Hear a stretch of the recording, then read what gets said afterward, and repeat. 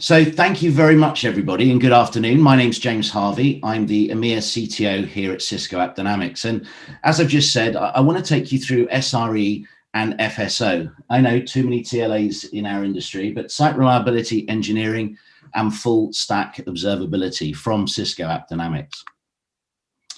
So first off, site reliability engineering. SRE engineers connect operations and application support teams to developers, the business, by governing operational risk through agreements, automation, and controls.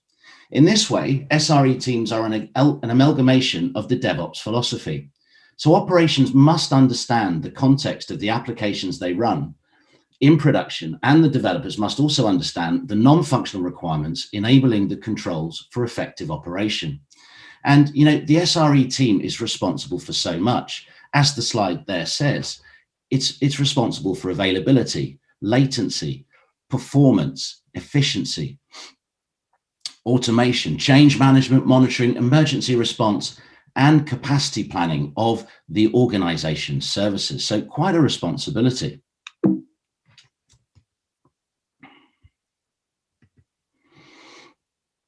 So why SRE? Well, it enables you to balance delivering fast features versus governance loss versus SRE fundamentals versus risk, and risk will come up a lot during this presentation, and ultimately the delivery of the outcome to the business. And what I've tried to do is break it down into 4 key areas. A philosophy and framework that embodies shared accountability and blameless postmortems. I think we'd all like that in our operational daily lives without the finger pointing. Understanding failure will happen, and it will happen a lot, but it's about finding it, fixing it, and moving on and learning from that, and supporting a culture of reliability and acceptable risk. There's that risk part again. A governance ensuring operational health, where agreements are made upfront on how organizations track, measure, and respond to risk again. And the need for agreements between operations, development, and the business to be really clear and understood. So let's get into the principles of what is required around SRE. Again, I mentioned that accept failure will happen, embrace it, learn from it, and move accordingly. You then need to set the appropriate service levels, and we'll get into a little bit of that later on. And here we go again. Take and embrace that risk, understand that risk, manage it, and deliver to your business. Remove toil. What do I mean by that? Well, removing the hard work and the effort associated with delivering against those business outcomes as you bring SRE and DevOps cultures together. Know and understand what is broken, obviously key, and the observability around that. And this is where Cisco AppDynamics can really help. And of course, automation. Now, I speak to a lot of CIOs and CTOs in my working life, and there tends to be 5 things that they talk about as they move from heritage operating models to new operating models around SRE and DevOps, and what they're looking to achieve. And I could sum that up really quite simply by saying they're looking for observability stroke visibility, number 1. Number 2, they're looking to consolidate. Number 3, they're looking to simplify, which appears on this slide as well. Transform and automate. Automate also being on this slide, but in a secure way. And security also needs to be a first thought, not a last thought. So we move through automate, we've got reliable code releases through CI/CD, and then back to that simplification. So for me, these really are the principles behind why we create SRE organizations. And then, as I said, I will link that to the business observability. So the primary mission of the SRE program is to align the organization's RTB objectives. Now, this might be the 4 S's, for example, so speed, security, stability, and scale. Now, to accomplish this, SREs leverage automation, data and statistical analysis to aid the business in its sustainable maturity. Now, this is best done through what I call a strangler approach, where the new process is implemented to service new projects, and the legacy is then brought into the new process over time, thus the improvement. And order is maintained by understanding support and operating cost and criticality of that application or set of services back to the financial health of the business. So really key. And the other benefits we get here is that increased app availability, improved MTTR or mean time to recovery and performance. You have the risk management of the risk, as we said before, and the ability to set out controls and resiliency standards across your organization, and thus that driving that efficiency, that consolidation piece. Also, the ability to build intellectual capital and capability of process across your lines of business, and change from a reactive to a proactive model through reliability engineering, release engineering, and well-instrumented, automated, unified tech ops centers. So this is actually my favorite slide. I think this really explains well the governance of opposing forces. And if you talk about SRE versus DevOps and the different personas within the modern technology organization, I think it's really key to understand where people play. So naturally, reliability engineering becomes an opposing force to development, which is a good thing and nothing people should be alarmed about or worry about. And this enables you to eliminate political unrest through a clear and simple governance framework by aligning to the initiatives of running that business and through well-defined SLO and agreements, more on those later, on how the organization will respond when SLOs are threatened or they're not met at all. And this is done through the notion of error budgets and SLO budgets. The main benefit of that error budget is that it provides a common incentive that allows both product development and SRE to focus on finding the right balance between innovation and reliability. And to be able to do this across SRE and the DevOps environment, you have to have that full stack business observability. And again, this is where we can help. So we've spoken a lot about managing risk. And these questions, I think, are key for me as you set up an SRE organization. And let's just run through them quickly. And I want you to think about the answers that you would give for your particular organizations. What is the level of availability that's required by your business and the cost to increase or decrease that, aka the law of nines? Do different types of failure have different effects? I think we all agree they probably do. What other metrics are important to your business? What levels of service do users expect?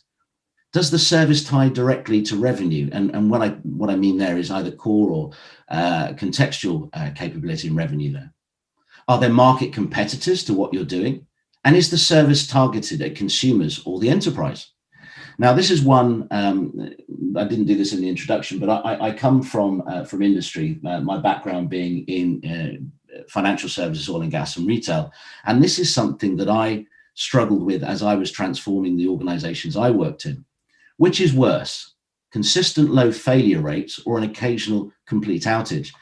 And, to give you an anecdote, a real-time anecdote, I was chatting to a CIO the other day that was having these problems, and I asked him how he'd put these questions to the business, and the analogy he used, it sort of stuck with me, and I'm sure many of you are Formula One fans, and he put the different applications that were being covered by SRE, DevOps, etc. together, and he explained to the business that as the Formula One car goes round the circuit, each team has its own strategy of when to take oil change tires, etc.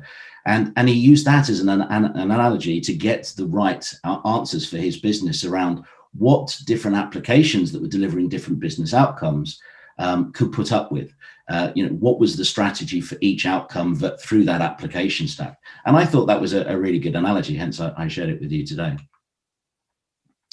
So let's get to that vocabulary around agreements, S agreements, as you like. So the four main ones that I've worked with: SLIs, service level indicators.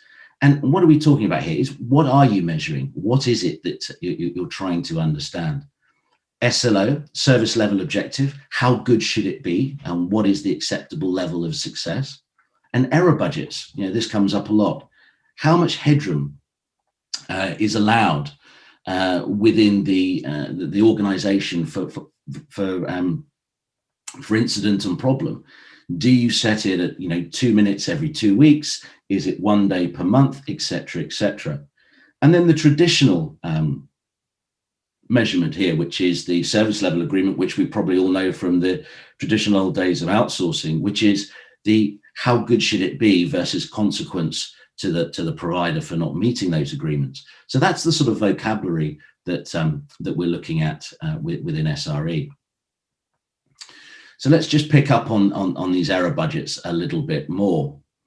So the error budgets balance the goals of product development teams, SRE teams in the business, as I said before, to really understand what's acceptable, what type of outage is acceptable. You know, there is no such thing as 100% uptime, as we all know. And we've always, I'm sure we've all worked for organizations that in immature businesses expect that to happen, but it's just not a reality. And the SRE's goal is, as I said, no longer those zero outages, but to get that budget understood so that everybody can work together to improve availability and the outcomes delivered to the business. So as you can see here, right, SRE becomes the real focal point now between business development and operations. And in the site reliability engineering framework, the team takes the mantle of understanding both the intent behind the code and ensures its operational efficiency. Now, what I'm trying to show here is how site reliability engineering enables an organization to continuously improve, to reduce the variance and ensure sustainable risk mitigation, thereby increasing the process capability. And you know, I tried to sum this up to somebody the other day, the difference between a developer and an SRE engineer. And this is just my take on it. I think SRE engineers and organizations care not only about the application, but as I'm trying to show here, everything that it touches, including and up to the business. And this, with our ingestion capabilities, is how our observability platform works and can help. So if you have SRE on your application as an application owner, for example, you should be honest because you're getting the best of the best. And, you know, SRE engineers are very good ones, are very, very hard to find that really understand how SRE works today. And again, it's all about balancing business with risk and code and functionality delivery and getting that right. Now, not all apps will have SRE coverage, as we know, and it's a new concept. You know, lots of companies are moving away from traditional outsourced service integrators to that of, I would say, a hybrid between SRE and DevOps. And this is because I think a lot of IT organizations, you know, CIOs and CTOs that I'm talking to, want to start doing IT to themselves, bringing that engineering capability back in-house from those outsourced days, or at least having a hybrid view of certain applications that will be run that way, you know, removing intellectual property, license and proprietary issues. So whilst we cover the entire stack end to end, this then gives that visibility to enable some of these decisions to be made, to be able to link those business outcomes through the application stack, be they traditionally covered applications or SRE or DevOps supported, and look at across the plethora of technologies that you know, highly distributed complex enterprises run today. And you can see there from the slide, I've tried to just brain dump you know, organizations that I work with. And you have everything from the traditional data center to virtualization to multiple cloud offerings, different landing zones, you know, even business outcomes split up across compute, storage, etc., and across different cloud providers. A plethora now of different application languages, which adds to the mix. But equally, you've got some legacy mainframe technology, some technologies that still provide value to large organizations that, you know, due to the nature of their businesses, have considerable technical debt. And then you have the new serverless features, you know, you have Lambda, Kubernetes, Docker, containerized microservices. The world is ever getting more complex. And I think you have to have that observability to be able to put your arms around the enterprise you're running and the reasons why you move from traditional to that sort of SRE and DevOps capability. Now, whilst we're talking about IT for IT and IT for internal business services, let's not forget about the the customers, the external customers using the services that we provide. Now, here at Cisco AppDynamics, we perform something called the Agents of Transformation. And we're focused very much on linking technology and operational models and observability back to the business outcome. And I thought I would show you this because this really interests me. Now, 84% of consumers say they have experienced problems with digital services in the last year. I certainly have. 76% of consumers say that their expectation for application performance are increasing and getting faster and faster all the time. I think, the services that we provide to our internal customers or external customers are being graded and looked at like the likes of Google, Uber, and others, right? Customers, internal or external, are expecting that really fast, sharp digital experience. And 63% of consumers have actively discouraged others from using a digital service they experience issues with. Now, I know myself today, I was trying to jot down how many digital interactions I had before I did this presentation, and it was quite considerable. And I've actually unloaded 3 or 4 companies' applications that just didn't work well on my iPhone and downloaded a competitor. They now work. I'll never go back to my old customer and my old provider. And I think that's happening more and more internally, as I said, IT for IT, or IT to the company's customers, but equally from the company out to its external customers. Now, this is the new reality, right? Things are moving ever faster. And for me, the new reality is cloud has now become the new data center. The internet is now the new network. And SaaS, is the new application stack. And, I think we have to embrace this change and understand how we create organizations internally and how we consume platforms and different services to deliver this different expectation that's upon all of us. Now, one of the things that we came up with whilst trying to support our customers at Cisco AppDynamics is the business observability maturity model. And I'm sure if you look through this slide, you will all probably recognize where your organization sits on this path. And for me, I think it's really key to understand what you're doing and why you're doing it. Simon Sinek does a great piece around understanding your why create anything, why do anything, what is the benefit. And if you haven't seen it, I would suggest you watch it, because it really helps focus the mind when you're going through transformational change and looking at different operating models and different ways of delivering those ever more complex services and business outcomes in a sustainable, succinct way. So those of you that will know AppDynamics will know that we started off as an APM product. That was 10 years ago. Then obviously the acquisition from Cisco, which was been amazing and helped us develop from a product to a platform. Some of you will have seen the central nervous system, which was a great success. But, talking to our customers around their moves to SRE, more to DevOps, more to cloud, we realized that we had to change the platform. We had to stay valuable and current with our customers' strategies and where the industry was going. So with that in mind, we've come up with the business observability platform to support those changes. Now, for those of you that have seen this or seen something similar before, we've basically broke this down into 3 key component parts: visibility, insight, and action.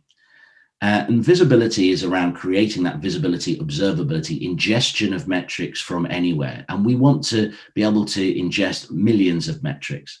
And for those of you that know the old product and know the old platform, you'll know that we were tied to particular agents on that customer transaction, that business journey.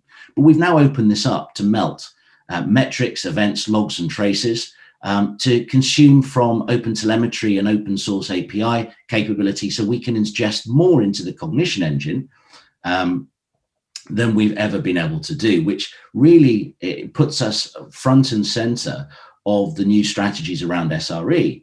And that's because with SRE using more open API and third-party ingestion and more open telemetry than ever before, What we want to do is to be able to help our customers stitch that together in a single pane of glass, using our cognition engine to make sense of all those metrics, using per speaker and business IQ that sit within the insight capability to drive real-time understanding to not only SRE guys and DevOps people, but traditional organizations as well, and to the business. We're making our platform ever more consumable to the end business user.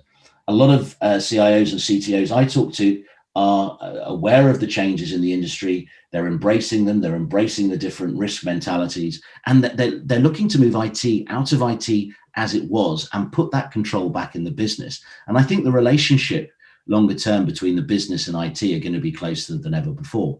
But then once you've got that insight, what do you do with it? Well, you need to take intelligent, automated actions through the orchestration layer. And again, that's where we can help out to DevOps, InfraOps, NetOps, and SecOps. And for me, as an ex-customer of the platform, one thing I pride myself on is listening to customers and taking that feedback back to our product and engineering teams. And that's why we've kept that feedback loop in there. It's really key that we understand what's going on in individual customers in the industry and what people are trying to achieve. This is just a quick screenshot explaining about the type of dashboards that come out of the box, plus there are many others you can create, which, as I said, can be business focused or technology teams, leadership focused as well. And again, breaks down how your business is running, giving you a view of what it is your business is running. And that with our flow map back to the technical schematics of real-time node and data flow information is just so important. Again, just a slide to explain our acquisition of Thousand Eyes, bringing that together with what was application performance monitoring, the pure APM play of App Dynamics, and then linking that with Intersight within Cisco. So really being able to pull deeper diagnostics understanding of business like ever before and across multi-domain. Now, the reason I showed that is because I think, with everything that's going on in the SRE DevOps world and creating those organizations and using software, I mean, every company is a software company now, right? Using software to make sense of everything that's going on in your enterprise. Partnering with somebody like Cisco App Dynamics is immense, because that observability model and the capabilities that we have from industry sit on top of, let's face it, one of the largest tech companies as our mothership in the world, and their ecosystem and their portfolio of products and capabilities and technical capabilities is absolutely awesome. As I said, I've been here 3 years, and I can certainly tell you it is the best place, one of the best places anyway, that I've worked before, in case any of my old colleagues are on the call listening to this. And you can see that the application piece really sits at the front and center of that ecosystem across a plethora of different personas. So a great opportunity to work more closely with SRE, understand how we can provide support and services as organizations change. That's it from me. So I'm going to pass back to Liam, and let's go to some Q&A.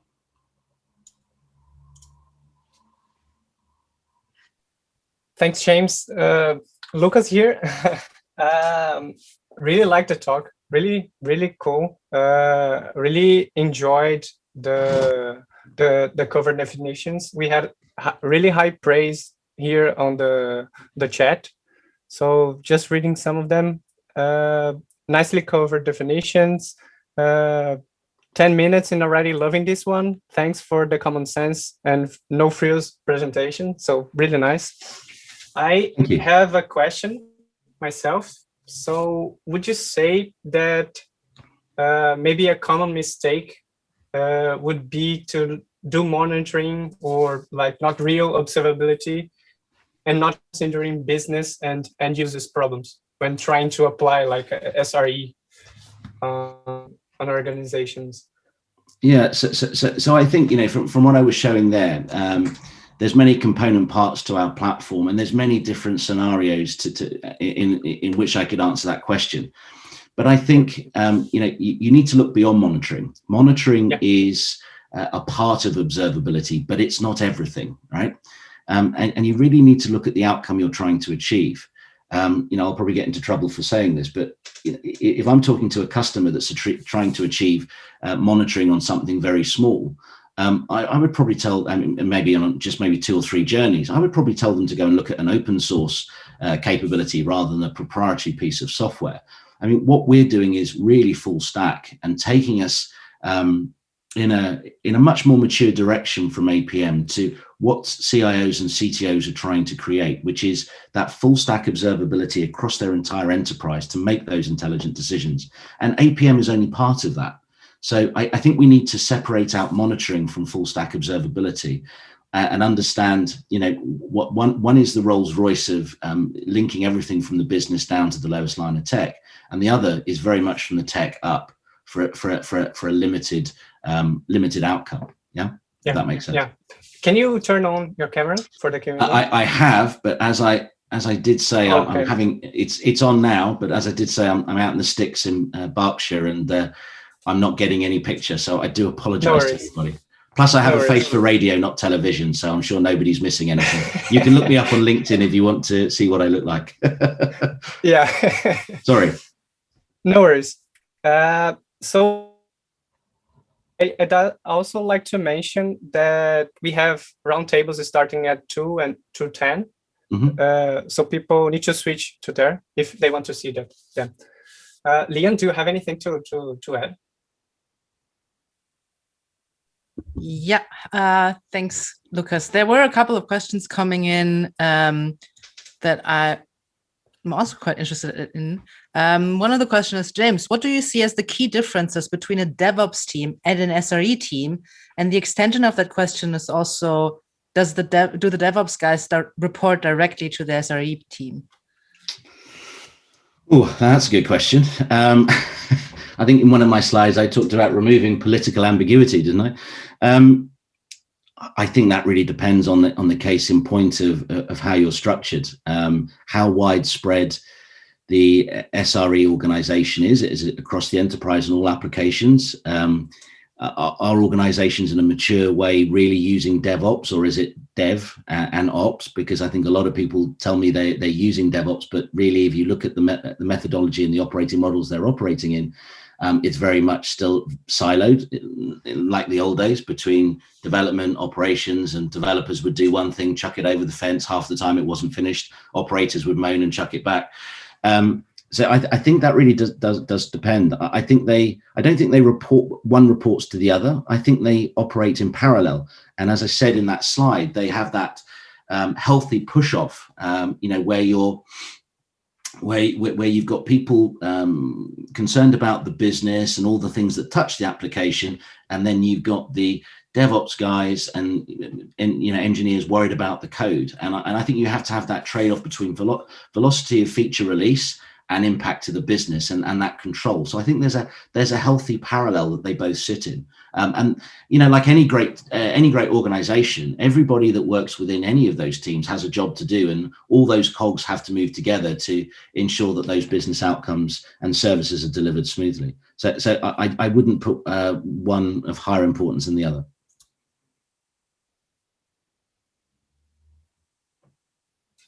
Okay, so if people want to reach you, what is the best way for them to reach you? Yeah, my email address is james.harvey@appdynamics.com. I'm on LinkedIn.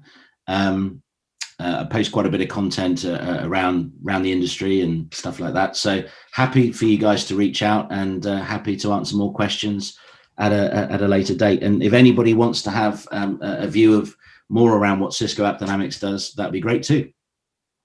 Cool. Thanks a lot, James. Thank you, James. Have a great rest of the day, everybody. Thanks for the opportunity. You too. Take care. Thank you. Take care. So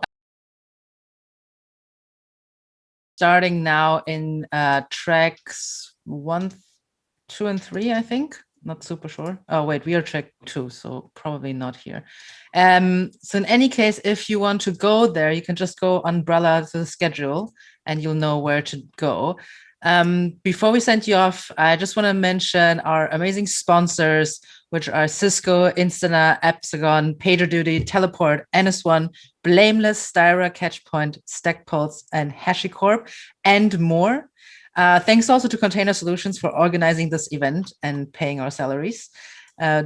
Please also go to the sponsor showcases umbrella. So you need to go to the sponsors tab to your left, to the left of this video, and there's gonna be raffles. So you can win AirPods Pro, a Nintendo Switch, T-shirts, socks, all the good stuff. So yeah, check it out. And we will see you later after the after the roundtables with our next talk. And I just have to scroll up my list real quick, which will be predicting failures before they happen using observability at 2:50. So see you then.